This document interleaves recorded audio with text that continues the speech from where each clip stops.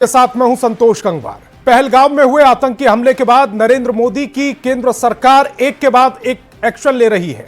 पाकिस्तान का दाना पानी बंद करने, अटारी बॉर्डर को सील करने, पाकिस्तानियों का 48 घंटे में देश छोड़ने के ऐलान के बाद आज जब प्रधानमंत्री नरेंद्र मोदी बिहार की धरती पर आए, तब मधुबनी से प्रधानमंत्री मोदी ने आतंकियों को कड़ा संदेश भी दिया।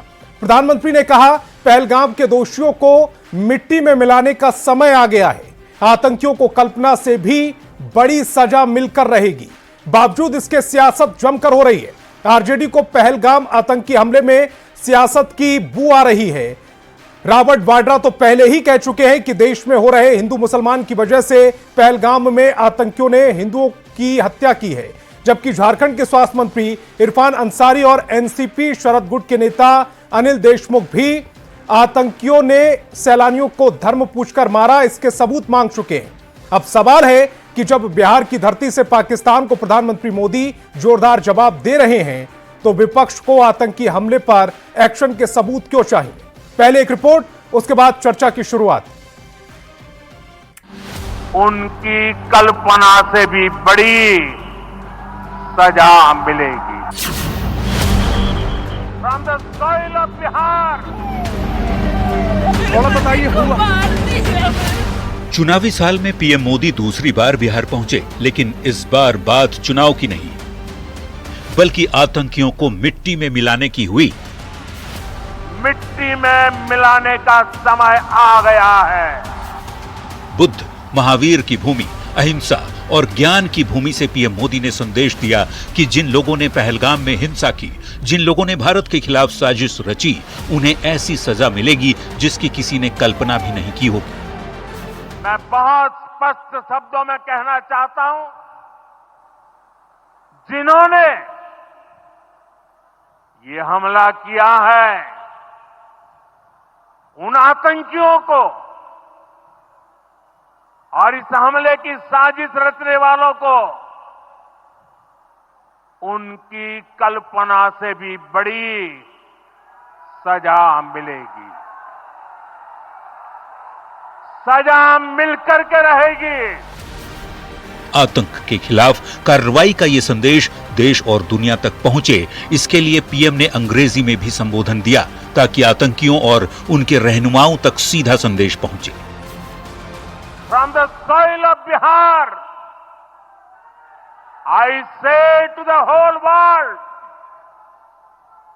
India will identify, track and punish every terrorist and their backers. We will pursue them to the ends of the earth. Madhubani के झंझारपुर में पीएम की सभा थी। मौका पंचायती राज दिवस पर होने वाले कार्यक्रम का था। लेकिन जम्मू कश्मीर के पहलगाम आतंकी हमले के 2 दिन बाद हुए इस कार्यक्रम में पीएम मोदी ने श्रद्धांजलि के साथ ही अपने संबोधन की शुरुआत की। श्रद्धांजलि देंगे, उसके बाद मैं आज अपनी बात प्रारंभ करूंगा। पीएम ने कहा कि आतंकियों ने मासूम देशवासियों को जिस बेरहमी से मारा है, उससे पूरा देश दुखी है। किसी ने अपना बेटा खोया, किसी ने अपना भाई खोया, किसी ने अपना जीवन साथी खोया।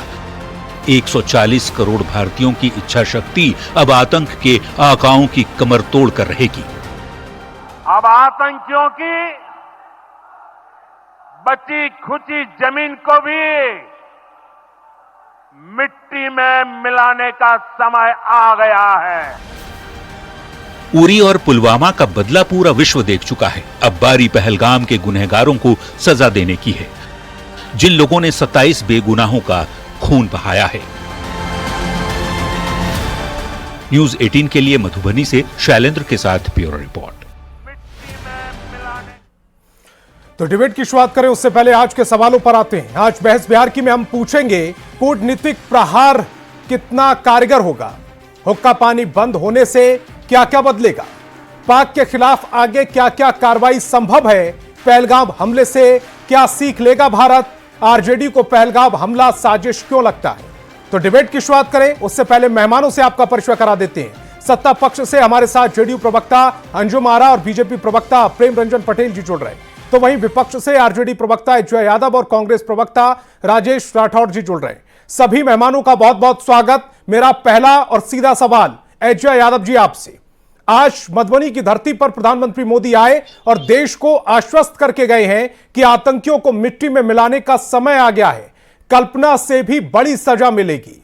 लेकिन आरजेडी पहलगाम आतंकी हमले को साजिश से क्यों जोड़ रही है? आपको षड्यंत्र की बू क्यों आ रही है? संतोष जी, प्रधानमंत्री जी का भाषण में सुन रही थी मधुबनी में, ये तो मुझे बड़पोलापन लग रहा था। मैं आइडेंटिफाई करूंगा, कल्पना से परे उनको सजा मिलेगा। आप करके तो दिखाइए। आप इतने सालों से सत्ता में हैं, आज तक आप देश को सुरक्षित नहीं कर पाए। ये कोई पहली घटना ऐसी नहीं है। पुलवामा की भी घटना हुई थी, फिर अभी घटना हुई है। देश को कैसे आश्वस्त किया जाता?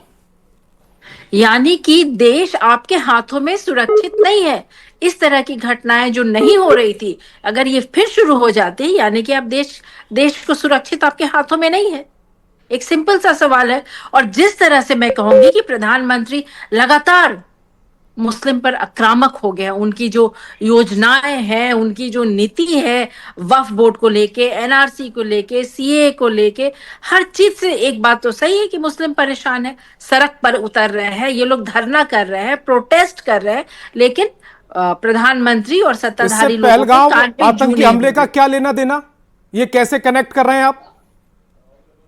संतोष जी, आज आप देखें तो पूरे देश का मुसलमान प्रधानमंत्री से क्षुब्ध है। अगर मुसलमान माइनॉरिटी, इसका मतलब क्या वक्फ बोर्ड के जरिए हमला जो हुआ है करेंगे? वो पाकिस्तान की तरफ से हुआ है। आप किस तरह की दलील दे रहे हैं? संतोष जी, क्या ये देश सुरक्षित है बीजेपी के हाथों में?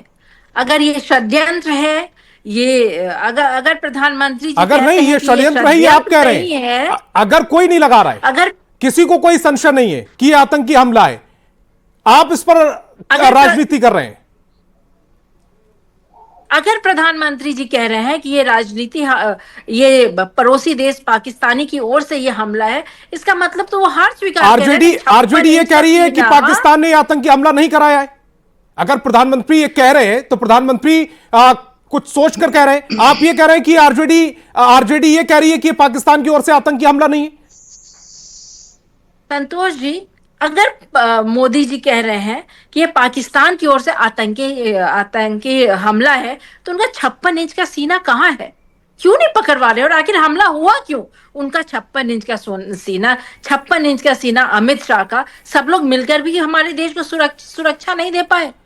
भारत ने सिंधु जल समझौता रोक दिया है, अटारी बॉर्डर से आवाजाही बंद है, पाकिस्तानियों का वीजा रद्द कर दिया गया है, पाक नागरिक 1 हफ्ते में भारत छोड़ेंगे, सार्क वीजा एक्सप्लेनेशन स्कीम बंद कर दी गई है, सार्क वीजा पहले पाक नागरिक 48 घंटे में भारत छोड़ेंगे। ये तमाम जो घटनाक्रम चल रहे हैं, ये आपको एक्शन नजर नहीं आ रहा है? राष्ट्रपति जी से आज मिले हैं, अमित शाह का जम्मू कश्मीर जाना, प्रधानमंत्री के साथ बैठक करना, ये और अभी भी जो मीटिंग चल रही है सर्वदलीय बैठक, ये एक्शन का हिस्सा नजर नहीं आ रहा? इससे क्या एक्शन हो रहा है? ये तो मीटिंग चल रही है, वो पहलगांव जा रहे हैं, दिख क्या रहा है? किसे वो पकड़ रहे हैं? किस पे वो हमला कर रहे हैं? देश सुरक्षित तो है ही नहीं उनके हाथों में। न देश के अंदर लोग खुश हैं, और अब तो बाहर से आके भी आक्रमण होते हैं। प्रेम रंजन पटेल जी, जवाब दीजिएगा। जितनी भी ये जो 48 घंटे से पूरा कार्यक्रम चल रहा है भारत में, कभी यहां मीटिंग कभी वहां मीटिंग, वो एक्शन का हिस्सा नजर नहीं आ रहा है। पाकिस्तान में खलबली मची हुई है, पाकिस्तान की तरफ से प्रेस कॉन्फ्रेंस की जा रही है, अपनी जनता को विश्वास में लिया जा रहा है, और यहां पर विपक्ष को वो पूरा एक्शन नजर नहीं आ रहा है। बीजेपी प्रवक्ता, जवाब दीजिएगा। संतोष जी, जिस प्रकार से आतंकवादियों ने 26 हमारे तीर्थ यात्रियों की जो कश्मीर घूमने गए थे, पहलगांव में उनकी हत्या की है, ये अपने आप में जो है कायरतापूर्ण हरकत है। और ये जो है अब समय आ गया है, जिस प्रकार से बिहार की धरती से प्रधानमंत्री ने कहा है कि हम आतंकवाद को पूरी तरह से नेस्तनाबूद करने का, उसको मिट्टी में मिलाने का ये समय आ गया है। ये पहला अवसर है। पूरे जो है आजादी के बाद 60 में सिंधु समझौता हुआ है, आज तक कई सारे युद्ध हुए हैं, कई सारे ऐसी परिस्थितियां बनी है कि कभी उस समझौते पर जो है कोई आंच नहीं आया था।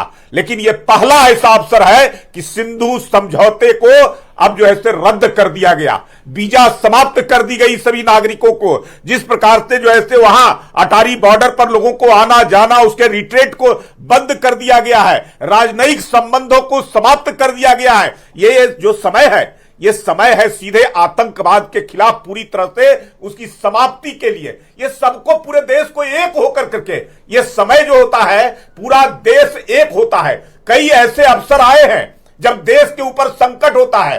देश के समय, इंदिरा गांधी के समय में भी भारत और पाकिस्तान के युद्ध हुए थे।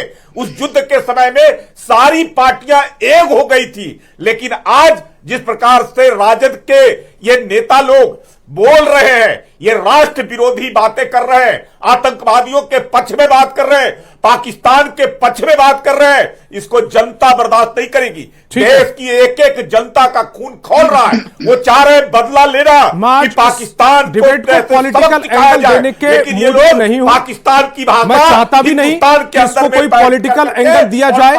ये नेशनल सिक्योरिटी का मसला है, उसी एंगल से हम पूरी डिबेट को देखेंगे। राजेश जी, इस देश जब की जनता करेगी। पाकिस्तान के 2 टुकड़े किए गए थे भारत की तरफ से, इंदिरा गांधी ने किए थे, और जब जब चीन के साथ युद्ध हुआ या पाकिस्तान के साथ युद्ध हुआ, उस समय विपक्ष आपके साथ था, कांग्रेस के साथ था, इंदिरा गांधी के साथ था। लेकिन आज चूंकि मोदी विरोध करना है, इसीलिए इस तरह की बातें चल रही हैं क्या, कि पहलगांव में षड्यंत्र की बू आ रही है, वहां पर जो नरसंहार हुआ है, जो हिंदू को मारा गया है, वहां पर कलमा पढ़वाया गया उनसे, ये तो बयान है ना उन बच्चों के जिनके साथ पूरी घटनाक्रम हुआ है, उन पीड़ित परिवारों के बयान है ना। तो उसमें यह भी कहा जा रहा है कि यह सब ऐसा नहीं हुआ, इसके सबूत कहां हैं? संतोष जी, अगर आपके सवाल पूरे हो गए तो मैं जवाब दूं जी। संपूर्ण भारत इस आतंकी हमले के हुए शिकार मेरे पर्यटकों से के कारण दुखी है, मर्माहत है, और संपूर्ण राष्ट्र इस वक्त आतंकवादियों को समाप्त करने में उस पीड़ित परिवार के साथ खड़ा है, सरकार के साथ खड़ा है। ये बात सिर्फ मैं ही नहीं कह रहा हूं, कल और आज भी हमारे राष्ट्रीय अध्यक्ष आदरणीय मल्लिकार्जुन खड़गे साहब ने कहा। यही बात मेरा ऑफिशियल बयान भी सुबह था कि संपूर्ण भारत आतंकवाद के खत्म करने में राष्ट्र और राष्ट्र अध्यक्ष और सरकार के साथ खड़ा है। लेकिन सरकार कहां खड़ा है, मैं ये पूछ सकता हूं।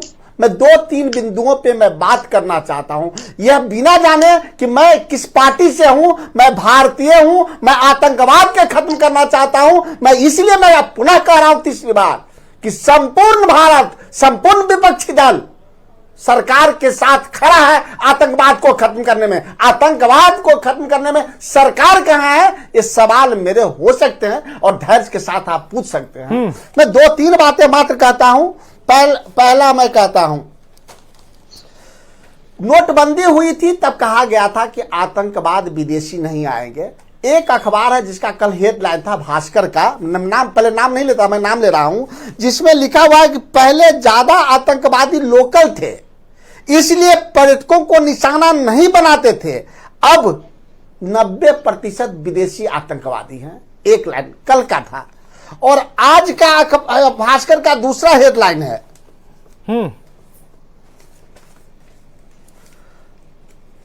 एक सेकंड, हम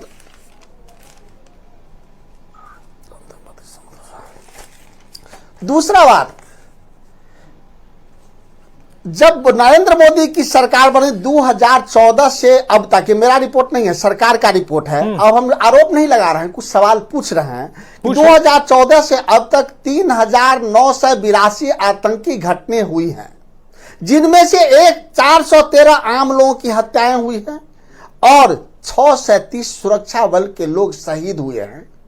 इस लापरवाही के जिम्मेदार कौन? आतंकियों की संख्या भूल गए आप? ठोक देंगे, कर देंगे, सुनिए संतोष जी मेरे सवाल नहीं खत्म हुआ। जब डेटा आधा देंगे अपनी सहूलियत के हिसाब से देंगे, तब सवाल मैं पूछूंगा।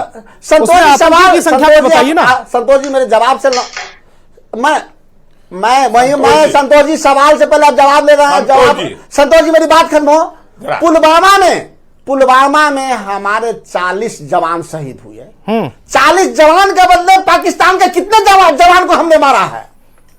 भारत इतना कमजोर नहीं है कि पाकिस्तान से लड़ने के लिए दिल्ली की तरह बोलना पड़े, माइक पे बोलना के पड़े।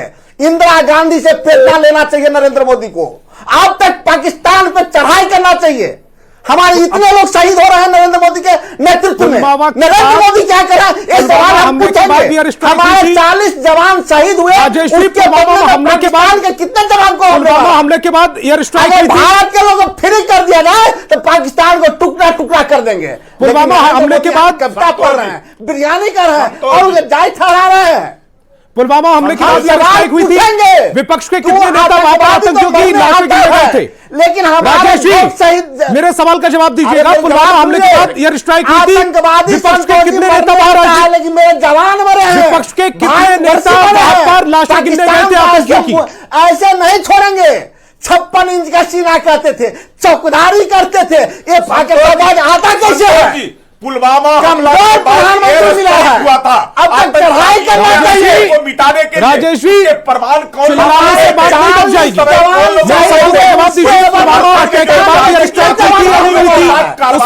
लाशें गिरी थी, कितने विपक्ष के नेता लाशें गिरने गए थे आतंकियों की?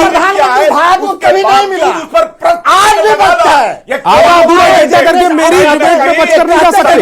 हमारा एक ठीक है अंजू महाराज जी, बाकी सभी मेहमानों की आवाज बंद कर दी जाए।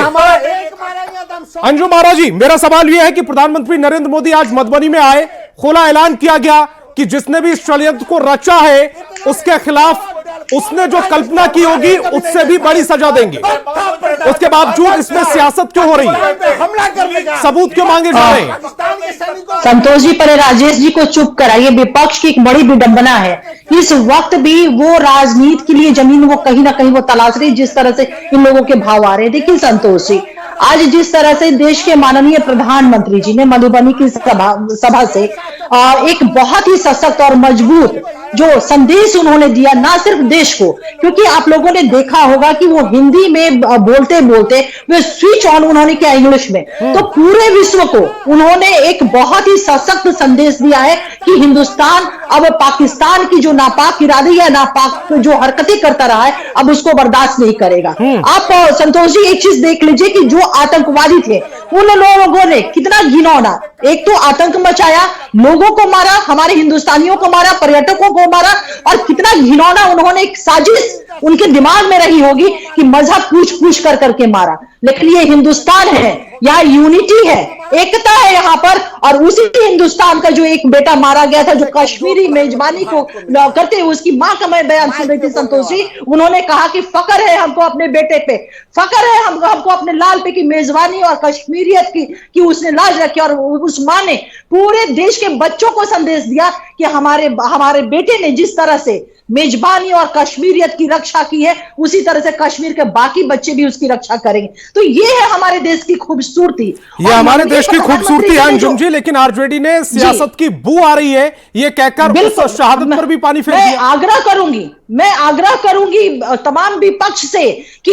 इमेच्योर होकर के वो बयान ना दे, तर्क संगत वो बात करे। और आज देश की भावना 140 करोड़ लोगों की भावना संतोष जी, आज जो प्रधानमंत्री जी बयान दे रहे थे, बोल रहे थे कि मैं उनकी मिट्टी को खत्म कर दूंगा, जो भी मिट्टी बची हुई है, उन्होंने कल्पना भी नहीं किया होगा कि किस तरह का उनका हश्र होगा। यह 140 करोड़ हिंदुस्तानियों की भावनाओं को वहां पे रख रहे थे संतोष जी, या विपक्ष को समझना होगा।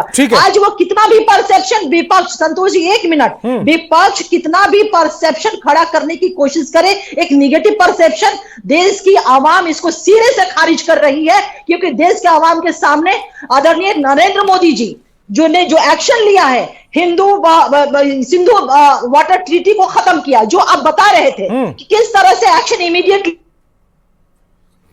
ठीक है, अंजुम जी से हमारा संपर्क टूटा है, दोबारा से साधने की कोशिश करेंगे। तब तक एचजिया जी मेरा सवाल आपसे है, उरी हमला हुआ था, 10 दिन के बाद बदला ले लिया गया, सर्जिकल स्ट्राइक हुई थी, याद होगा आपको। पुलवामा हमला हुआ 12 दिन के बाद पानी रोका गया। ठीक है अंजुम जी, आऊंगा दोबारा से। पुलवामा हमला हुआ था 12 दिन के बाद, वहां पर एयर स्ट्राइक हुई थी, हो जाएगी। और अब पहलगाम हमला हुआ है, उसके बाद हुक्का पानी बंद कर दिया गया है। हमारे 40 जवान शहीद हुए, इसके एवज में पाकिस्तान संतोष जी, आप गिनने क्यों नहीं गए? एयर स्ट्राइक हुई थी तो आप गिनने क्यों नहीं गए थे? विपक्ष गिनने क्यों नहीं गया था? कांग्रेस का कोई प्रवक्ता गिनने क्यों नहीं गया था? बता दीजिए, पाकिस्तान आप तो बता दीजिए।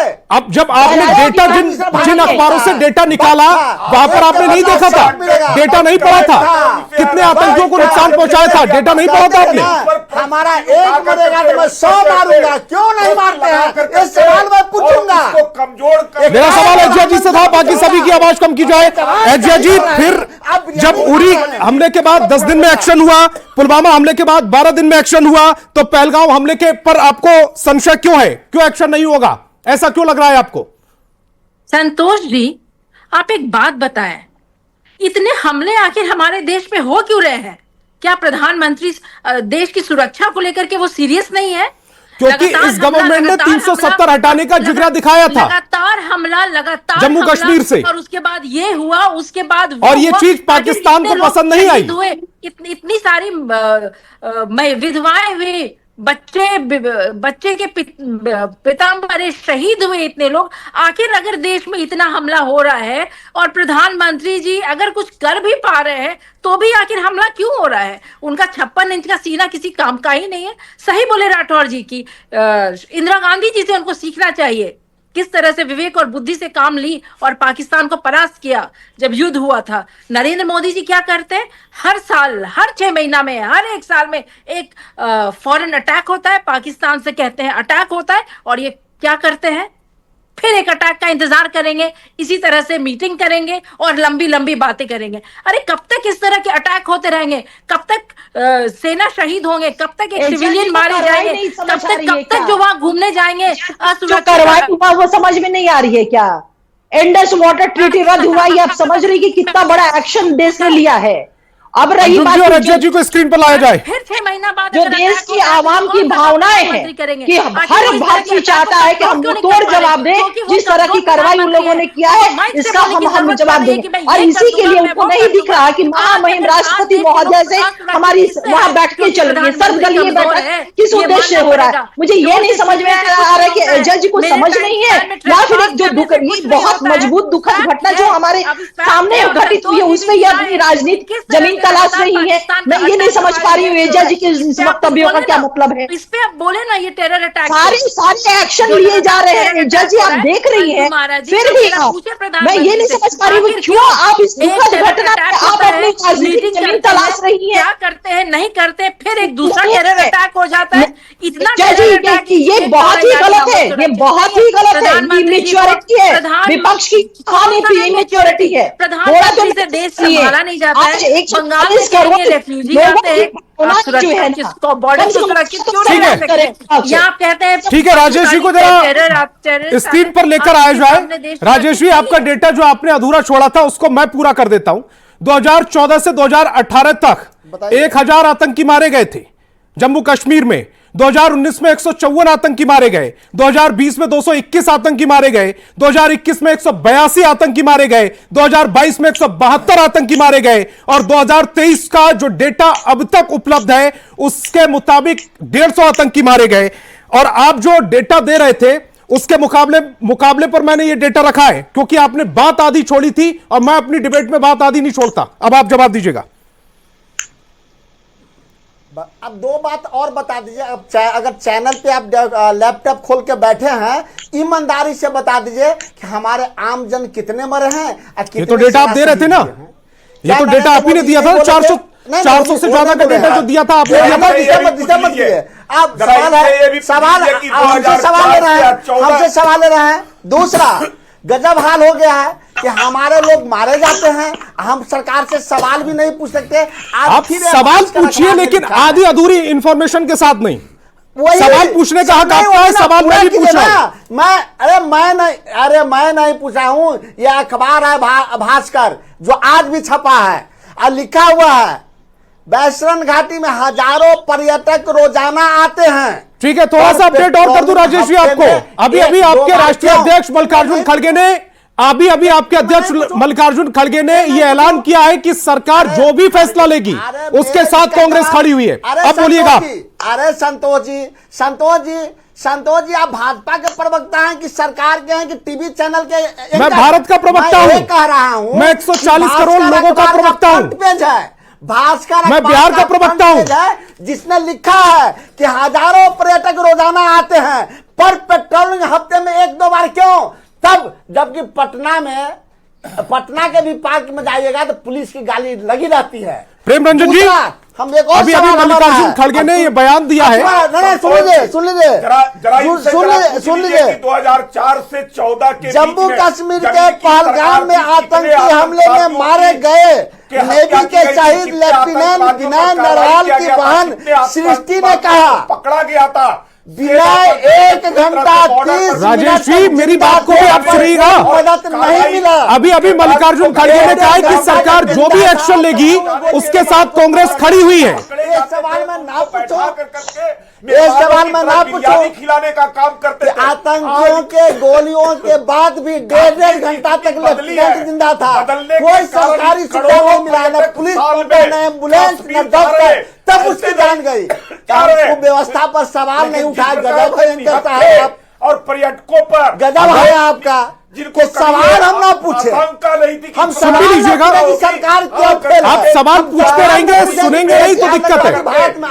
आप सवाल पूछते रहेंगे, सुनेंगे नहीं तो दिक्कत है। 1-2 बार पेट्रोलिंग क्यों होता था? मैं सवाल राजेश जी, जब आप डेटा में घिरने लगते हैं तो फिर इस तरह से ही आप डिबेट को डिस्टर्ब करने लगते हैं। 1.5 घंटा जिंदा था, उसको बहन को उनकी बहन कह रही है, कोई सुविधा सरकार से नहीं मिला। मैं सवाल न करूं, गजब हाल है। मैं सरकार से सवाल न करूं कि गोली लगने के बाद भी लेफ्टिनेंट 1.5 घंटा जिंदा था, तो कीजिएगा। उनको जिंदा क्यों नहीं रखे?